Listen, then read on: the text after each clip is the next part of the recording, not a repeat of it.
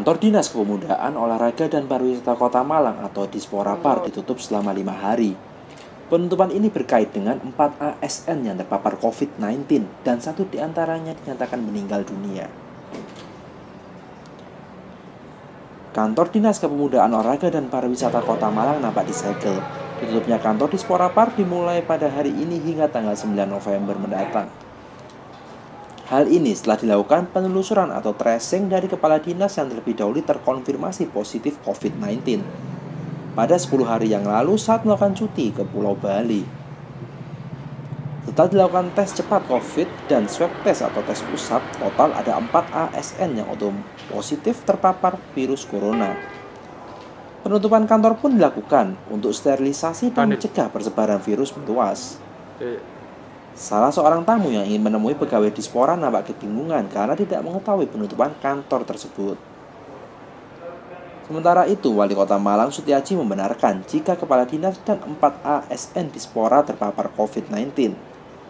Kini, 2 ASN lainnya yang positif COVID dirawat di safe house atau rumah karantina. Sedangkan kepala Dispora Par Kota Malang menjalani perawatan di Pulau Bali. Sebelumnya, 1 ASN yang merupakan kabid destinasi wisata meninggal dunia. Kabid tersebut juga diketahui memiliki penyakit bawaan atau komorbid. Sutiaji menambahkan, ia akan melakukan evaluasi total penerapan protokol COVID atau klaster perkantoran yang terjadi di Kota Malang. Sudah janjian atau belum, Mas? Sebelumnya nggak janjian sih, cuma ini tadi saya dipesenin. Ini saya dari salah satu ormas saja menyerahkan undangan untuk Dispora, tapi ternyata tutup, ya mungkin nanti saya reschedule ulang.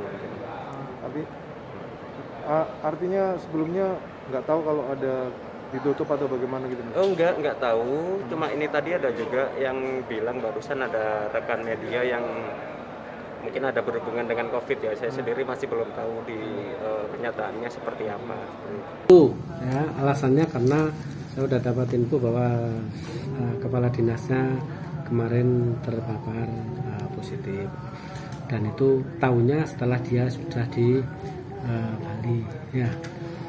Dan ketika sudah tahu gitu, maka saya klarifikasi ya minta kepada dinas kesehatan untuk dilakukan tracing ya, tracking dan tracing. Setelah itu saya suruh semua untuk di rapid ya, terus di swab, orang yang berkontak erat swab, maka sebagaimana Perwal 30 ya, mau nggak mau itu sudah harus di WFH kan.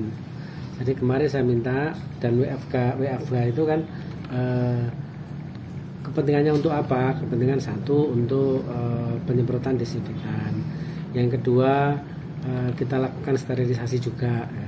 Bukan hanya investan saja, dilakukan pembersihan semuanya.